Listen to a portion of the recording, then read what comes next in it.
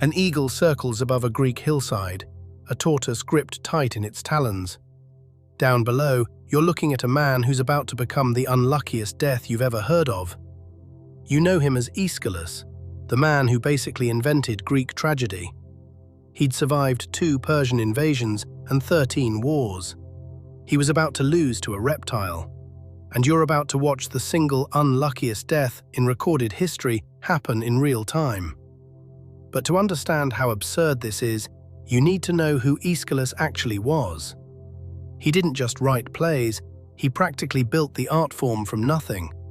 And by the end of his life, he was the most famous writer in the entire Greek world. Aeschylus was born around 525 BC in a small town called Eleusis. His family were landowners, respectable, comfortable, nothing special yet.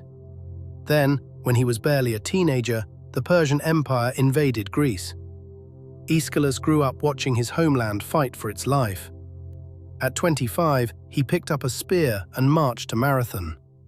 10,000 Greeks against an army that outnumbered them for the entire day. The Greeks won. Aeschylus' own brother died right beside him. He carried that battle with him for the rest of his life, literally wrote it into his own epitaph. Not greatest playwright who ever lived, just he fought at Marathon.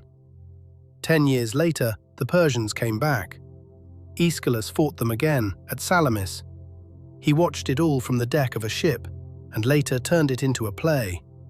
That play, The Persians, is the oldest surviving piece of theatre on earth. So this wasn't some soft poet.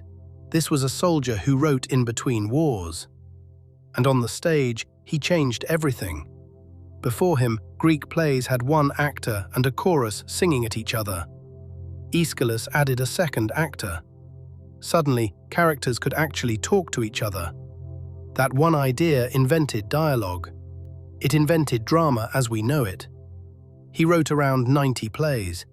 He won first prize at the festivals at least 13 times. He was rich, decorated, and worshipped by an entire civilization. But he made enemies too. Younger playwrights hated getting beaten every single year. Somewhere along the way, he even got accused of a capital crime. The charge, revealing Athens' most sacred religious secrets in one of his plays. And here's the twist nobody expects. He almost died for that crime, decades before a tortoise ever entered the picture. The secrets were from the Eleusinian Mysteries, sacred rites, so sacred that revealing them meant death. Aeschylus swore he didn't even know he'd broken the rule. He wasn't even initiated. The court almost executed him anyway. What saved him was his brother's memory, the same brother who died at Marathon. The judges remembered that sacrifice, and they let him go.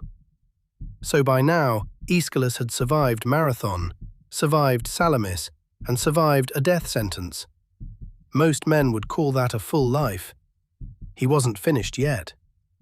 In his final years, he left Athens entirely and sailed to Sicily. Nobody's entirely sure why. Maybe politics, maybe he just wanted quiet.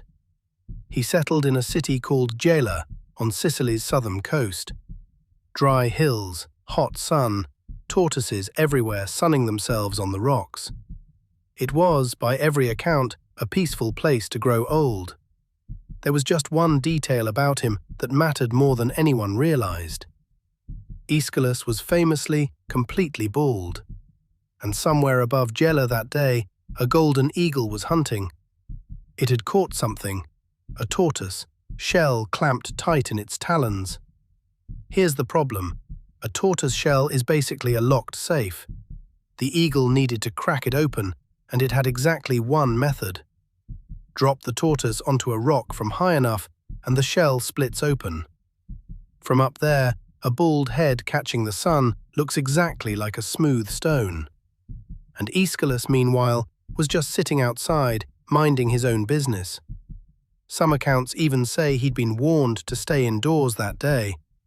A prophecy, allegedly, that something would fall from the sky and kill him. So he did the sensible thing. He left the house to avoid falling roof tiles. He stood in the one place he thought was safe. Wide open sky, nothing overhead. Up above, the eagle had already made its choice. That gleaming bald head was, from 300 feet up, the perfect rock.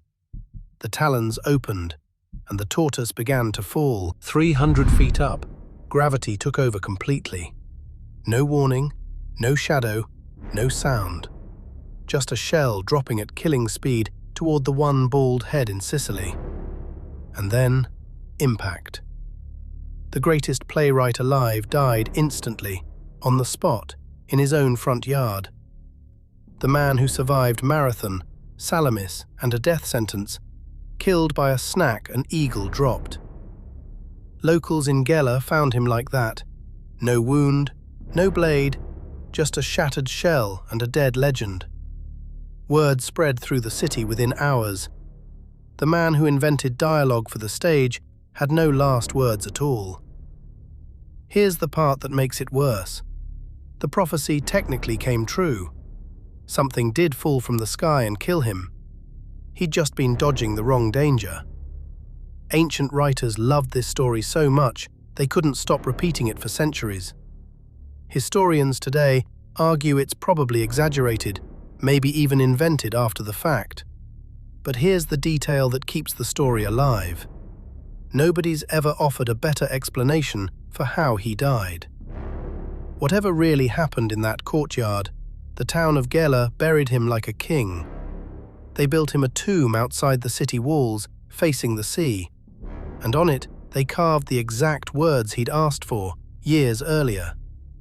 Not inventor of drama, not winner of 13 festivals, just a soldier who once stood his ground at Marathon.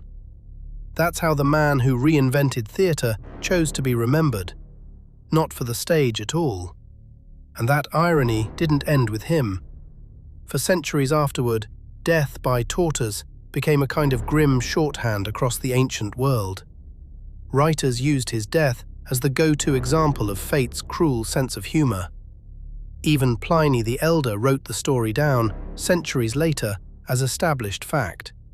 Which tells you something. The ancients found this hilarious too. Nobody plans for an eagle to mistake their skull for a rock. And yet here we are, still talking about it 2,500 years later. His plays survive. Only 7 of the 90 he wrote made it to us. But his death outlived almost everything else about him. The soldier, the playwright, the inventor of drama, remembered forever for a tortoise. But here's the question almost nobody asks. Could this story even be true? Aeschylus died around 456 BC. The tortoise story shows up centuries later.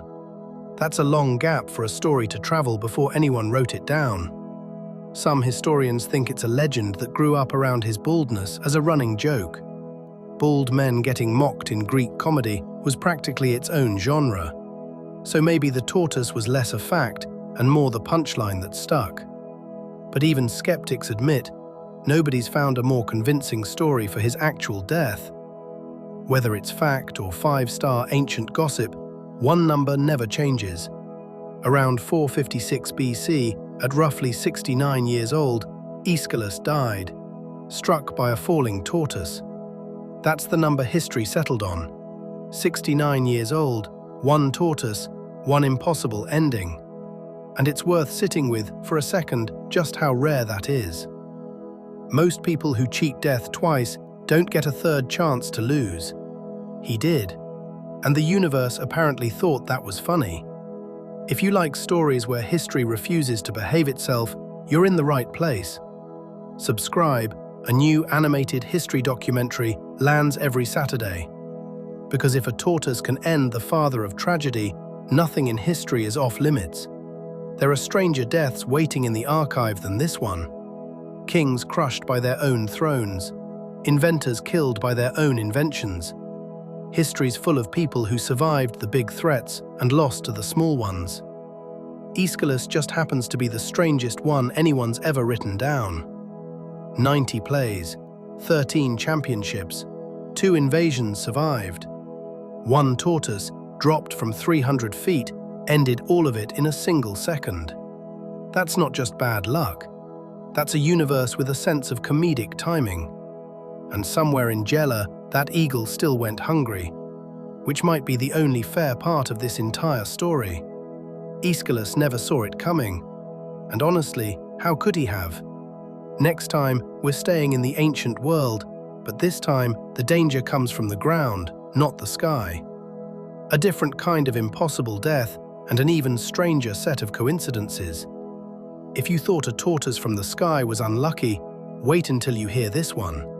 Same time next Saturday. History's never done being ridiculous.